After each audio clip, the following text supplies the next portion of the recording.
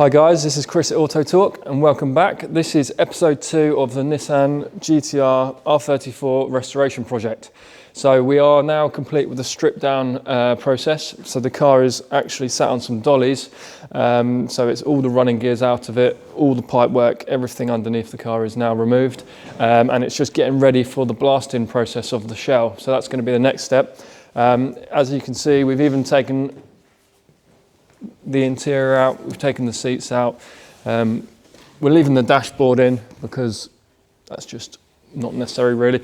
So we've got all the major components out. Around the front we've started taping up the shell because there is a lot of like little holes in the shell from the manufacturer basically, just so we don't want those getting filled with sand. So started taping all that. We're going to take the glass up. We're going to cover all the paintwork up as well, so it'll be fully protected before it goes into the sandblasting process. And what we'll do is we'll try and get some footage of that as well. It might be a little bit difficult in the room where it gets done, but we'll certainly try and get that for you, and we'll certainly show you once it's done. So yeah, we're looking forward to that because that's going to make quite a big impact and quite a big difference to what we've already discovered. As for the parts, as you can see, there's a whole racking of parts here. So this is everything that's come off the car.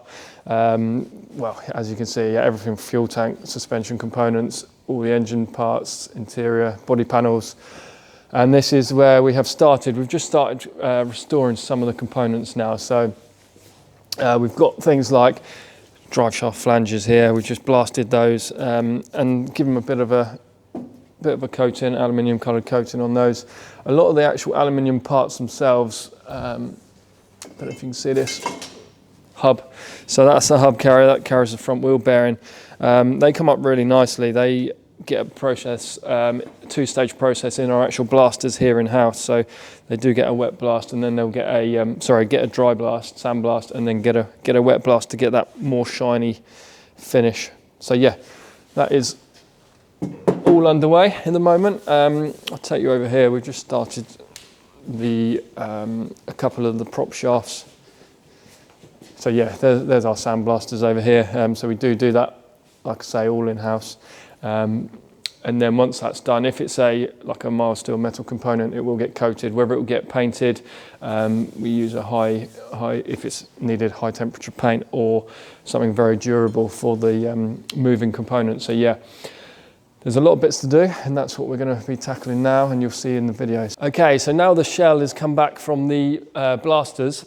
So it has been shot blasted. All the gunk, the black underseal we saw previously has been removed, and it got taken back to bare metal. So yeah, it has revealed a few areas of concern. So we do need to address those, which we have gone over. We've had a look at, we've inspected, and we've made a plan to repair that. So yeah, the shell came back bare metal, and when you do take that back to the bare metal, it's prone to rusting really, really quickly. So we've had to put an epoxy primer on there just to stop any further rust coming back. So it is fully sealed. It is an epoxy primer.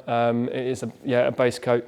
What we'll do is when we do the repairs, we will obviously grind the primer back off, but it's just to basically protect it while it's in this stage. So yeah, I'm just going to walk through the car, show you a few areas of corrosion and a few bits that are pitted and holed, and the areas that we need to repair and replace basically. It's super hard to get hold of parts, and a lot of panels aren't available. I mean, 90% of stuff isn't available, so we're going to have to put a lot of man hours into this and actually fabricate our own panels up. So yeah, I'll talk you through it, starting at the back. So we've got the rear panel, which is below the bumper.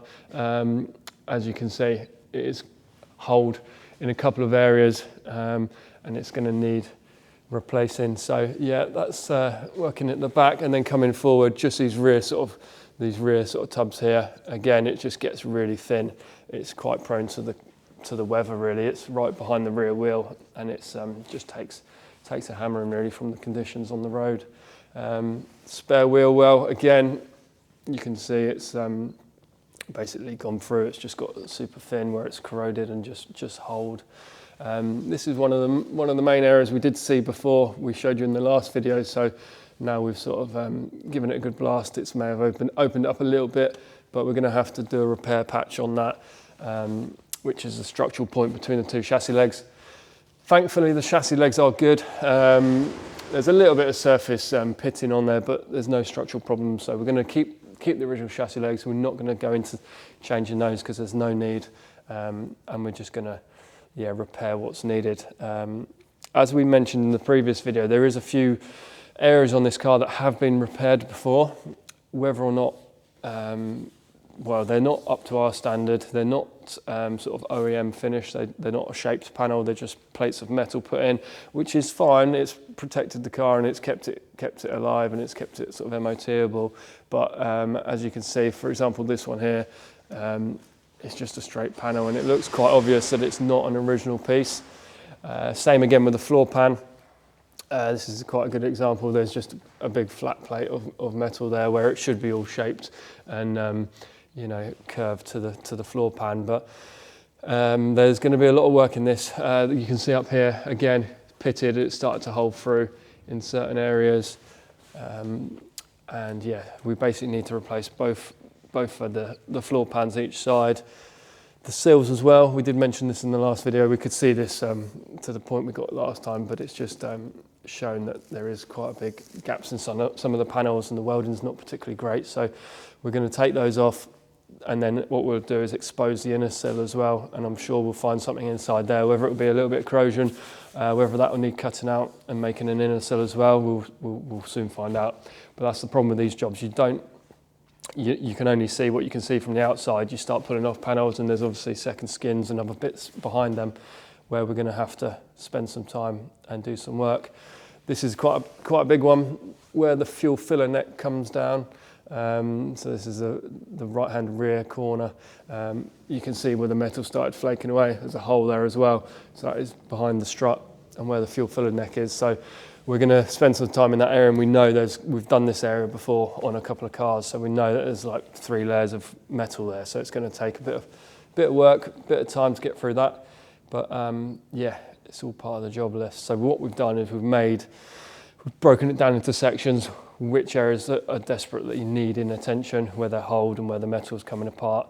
And then we've also done another sort of section of work where we're going to repair the panels that have already been replaced, but not quite up to our standard. So moving forward, on both arches underneath, they have had a repair.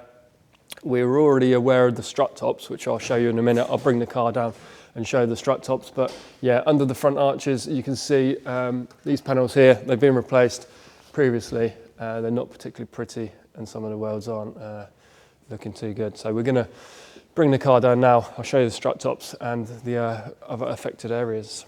So now the car's down, you can see the strut tops. Very common issue on the R34s is they basically rot from the inside. So underneath, they may not look too bad from the top, but what you can generally see is you can see corrosion creeping out from the seams, and then they sort of start pitting and holing on top of the strut top. So yeah, you can actually buy, there is a company now that make these strut tops, which we've got.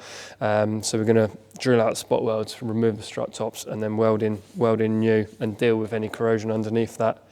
Oh yeah, and the other bit was where we looked underneath, you could see the sort of under arch tubs. You can see this previous repair where it's been seam sealed in there. So yeah, there's a couple of arch linings or arch tubs that we need to replace on that as well. So yeah, we've certainly got our work cut out. The next step on this car is now to deal with this metal work. We've just planned the job, so we're now going to start cutting and welding and making panels, which is going to be a lot of work. There's approximately 200 hours allowed for this fabrication work. So yeah, it's going to be a good few weeks work on this now, cracking on with the metal work.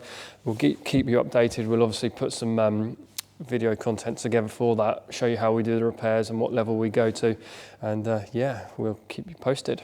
Okay, so that's it for this video now on this job. So we need to spend a good few weeks now working on the fabrication side of things, so we will do the next series on that, which will be in a good few weeks' time, I'd imagine. But yeah, that's it for us today. If you like what we do and you want to get involved or get your car worked on by us, by all means, drop us an email, contact us by phone.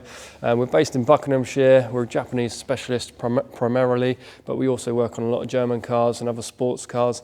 So yeah, if there's anything you want, from restoration work to engine builds to performance tuning, we can help you out.